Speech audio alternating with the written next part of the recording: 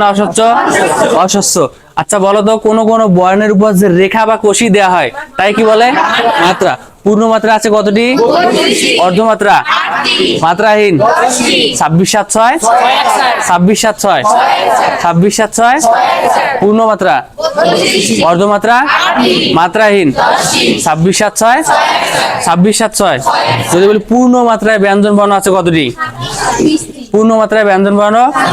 পূর্ণ মাত্রায় স্বরবর্ণ 6টি। অর্ধমাত্রায় স্বরবর্ণ? অর্ধমাত্রায় স্বরবর্ণ একটি। কি সেটা? কি সেটা? রি।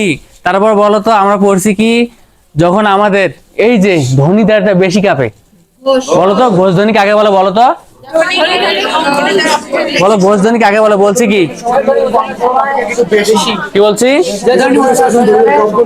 যে ধ্বনি উচ্চারণের সময় ধ্বনিদারের কম্পন, এই যে দেখো এটা হচ্ছে ধ্বনিদার, যেসব ধ্বনি উচ্চারণের সময় ধ্বনিদারের কম্পন অপেক্ষা কিন্তু বেশি হয়, অর্থাৎ বেশি কাঁপলে, বেশি কাঁপলে, অল্প কাঁপলে, অল্প বাতাস বের হলে, বেশি বাতাস বের হলে।